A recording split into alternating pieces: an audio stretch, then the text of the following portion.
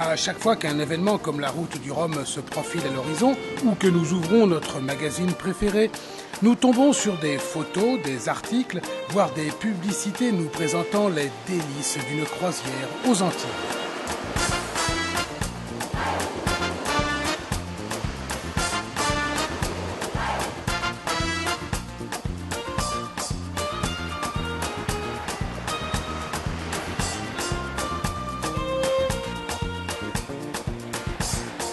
Alors cette fois c'est dit, nous réunissons un équipage, familial ou d'amis, et nous organisons notre croisière.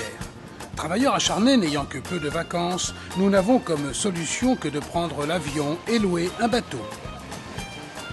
C'est notre première navigation hors de nos chères côtes de France. Entre rêves de baignade dans les eaux turquoises et traversée entre les îles à la voile par un alizé soutenu de 25 nœuds, une pointe d'inquiétude se fait sentir parmi les membres du futur équipage. Quel bateau, quelle météo, les cyclones, les problèmes de navigation, d'équipement, les histoires de clairance entre les îles. Alors, il vaut mieux commencer par le bon bout. Ce que nous appelons communément les Antilles regroupe différentes chaînes d'îles qui s'étendent depuis les côtes du Mexique et de la Floride jusqu'au delta de l'Orénoque au Venezuela. A priori, la chaîne d'îles qui sera le théâtre de notre croisière sera celle appelée communément l'archipel des Petites Antilles, qui s'étend sur plus de 500 milles depuis les îles Vierges jusqu'à Grenada. Le but de la croisière étant de profiter des superbes mouillages et de visiter les îles, à moins de prendre plus d'un mois de vacances, il ne sera pas possible de parcourir l'ensemble des Petites Antilles. De la région et du groupe d'îles choisies dépendront en premier lieu la destination de départ. On peut distinguer trois grandes zones.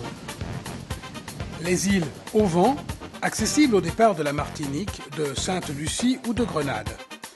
Elles comprennent, en dehors de l'île française, une série d'États indépendants tels que Saint-Vincent et les Grenadines, Grenade, la Barbade, Sainte-Lucie.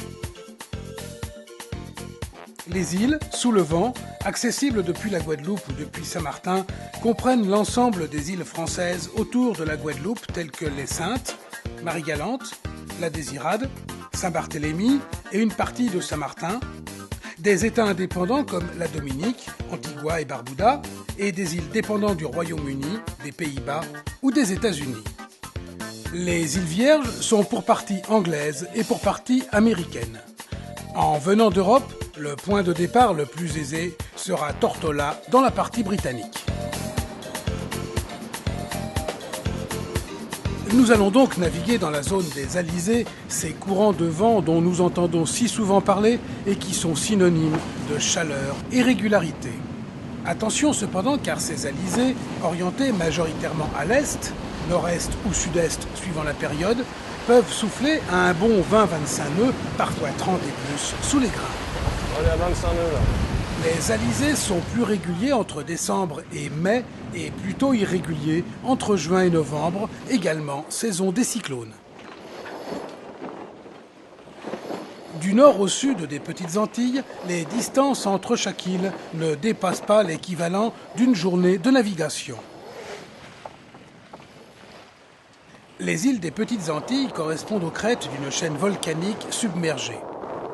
Certaines culminent à 400, 600, 1000, voire plus de 1400 mètres au-dessus de la mer pour la Guadeloupe. Inutile de vous dire que, contrairement à nos côtes habituelles, nous pouvons voir notre destination alors que nous sommes encore à 25 000. En règle générale, lorsque nous naviguons le long des Antilles, nous passons par la côte qui se trouve sous le vent des îles, côté parfaitement abrité du vent et de la mer, où nous trouvons un grand nombre de petites baies superbes et de mouillages facilement accessibles.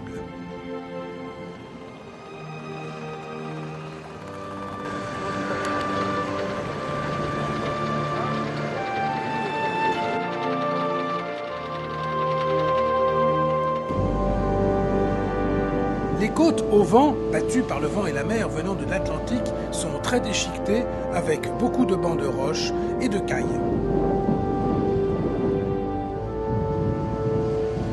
Les abris sont rares. Certains loueurs incluent dans leur contrat l'obligation de naviguer le long des côtes sous le vent.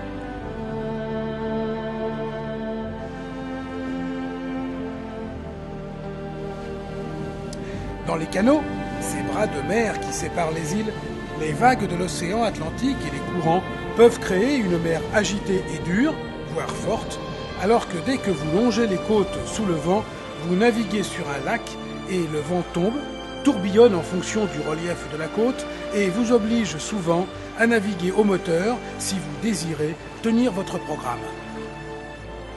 Si les reliefs des îles sont importants, comme en Martinique ou en Dominique, la transition entre la navigation le long de la côte sous le vent et dans le canal qui suit crée des vents instables en direction avec des accélérations qui peuvent être très fortes. Réduire la toile largement avant de sortir du dévent d'une île devient vite une habitude.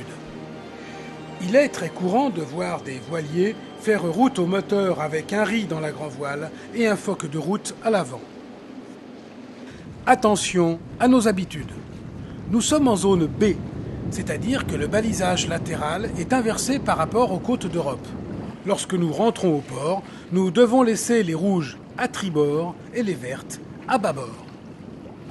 En dehors des îles françaises ou américaines, nous devons être très vigilants car le balisage, aussi bien diurne que nocturne, est souvent mal entretenu et il n'est pas rare que marques et balises ne soient pas à la bonne place, hors d'usage ou inexistantes et que les feux au phare soient éteints. Les approches d'un mouillage de nuit sont donc relativement déconseillées et il est impératif d'être très vigilant, d'autant qu'en approche, les bateaux au mouillage dans une baie n'ont pas tous, loin s'en faut, leur feu de mouillage allumé. En dehors des îles où en général il y a les bases des sociétés de location, il y a peu de ports et de marinas aux Antilles. Bien sûr, le plaisir de notre navigation réside d'abord dans le fait de se retrouver dans une petite baie idyllique avec une mer turquoise et translucide sur des fonds colorés et une grande plage de sable blanc. Le long des villages, des paillotes nous accueillent pour le rituel tiponche ou pour un dîner composé de poissons grillés et fruits aux délicieuses saveurs. Sous le vent des îles, à quelques mètres de la côte, les fonds descendent rapidement à plusieurs dizaines de mètres de profondeur pour ensuite plusieurs centaines de mètres et plus. Il est habituel aux Antilles de mouiller l'ancre en lâchant 30, 40, voire 50 mètres de chaîne. Notre bateau doit donc être équipé d'un puissant guindeau électrique. Il est important de se préparer un petit programme dans lequel nous devons comptabiliser le décalage horaire, l'heure locale d'arrivée, l'avitaillement et la prise en main du bateau.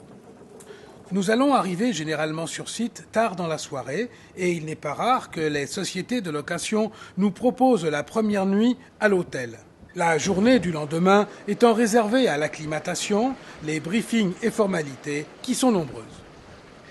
La première sortie sera le moyen de prendre la mesure du type de navigation qui, si elle n'est pas difficile, nécessite quand même un temps de découverte et d'adaptation. Bien sûr, la réussite de notre croisière dépendra essentiellement du choix du bateau.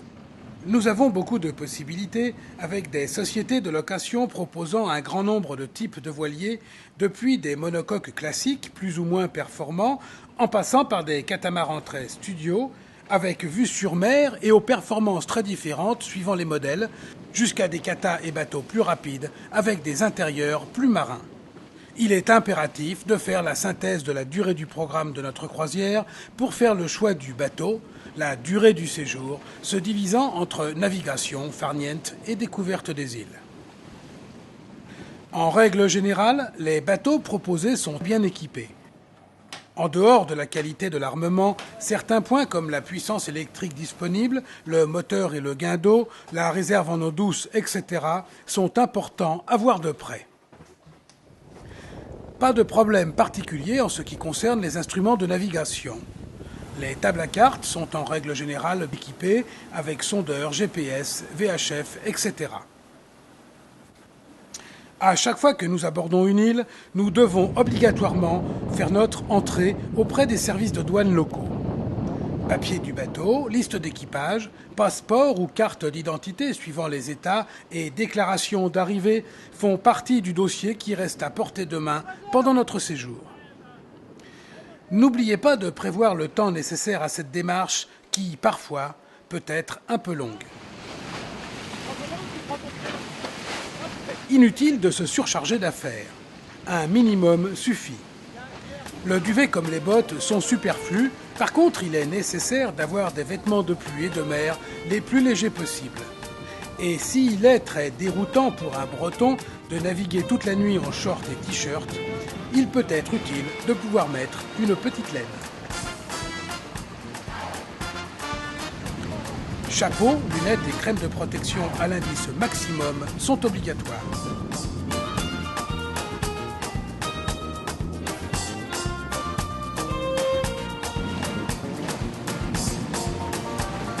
Naviguer le long des petites Antilles est un régal. Cependant, si nous voulons que notre navigation et notre séjour soient une réussite, il est impératif de préparer un programme qui tienne bien compte du nombre de jours que nous avons sur place, de l'expérience de notre équipage, du choix de notre bateau et des services proposés par les sociétés de location.